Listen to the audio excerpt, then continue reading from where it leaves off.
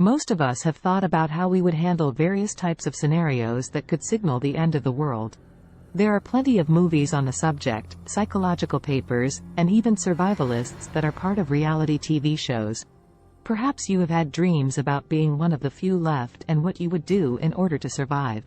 It doesn't matter if you think that the chances of a zombie apocalypse are next to zero. There are plenty of other types of scenarios that can occur. There may be a meteor in space that creates serious damages here on Earth. Even though nuclear weapons seem to be more controlled than in the 80s, that doesn't mean the risk of nuclear war is off the table. What about the risks of natural disasters that are devastating in terms of the volume of damage that they can create? In recent years, the number of tornadoes, hurricanes, and other natural disasters have continued to increase. There can be many reasons for this, including changes in overall climate. You can make yourself crazy though and lose sleep thinking about the what-ifs. A better way to handle all of it is to prepare for the worst-case scenario. Hopefully, you would never need to have such items put to use. Yet if you do, you will significantly increase your chances of survival. We live in a society where it seems so easy to get what you need that we take for granted how tough it would play out with a huge disaster. No more buying what you need online or walking into a grocery store for food. No more electricity when you flip a switch or running water when you turn on the faucet. While we can't control the events that may one day unfold, we can control how we are prepared for them. With some basic items stored, you can have an upper hand on many other people that failed to get anything in place.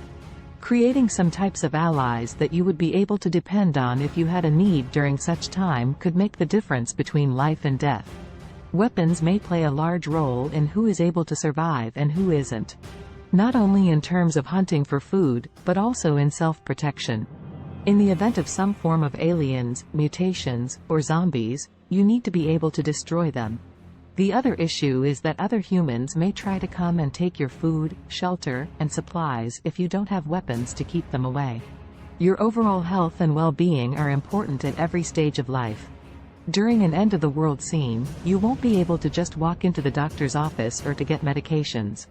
Being fit mentally and physically can help you to be prepared for survival mode. 7. You may be able to stay in your home, but what if you have to make shelter on the go? You need to have a plan A, plan B, variations for different scenarios, and the ability to adapt to what is going on around you. Depending on the situation, you may need to survive for only a few days, but you may need to fully care for yourself and your family for months or even years before society is able to regroup. There is plenty to think about in order to be prepared for anything. The end of the world may never happen in your lifetime, but what if it does? Will you be among those that are prepared and can survive? Will you be able to keep your family safe and to help them thrive in spite of all of it? In future chapters, you will get a clear idea of what you need in order to achieve such a goal. Think of it like pieces of a puzzle. In order for the picture to look like it should, you need to have every single piece in place. Being prepared means you can stop worrying about it and you can focus on what is going on in your life that you can control.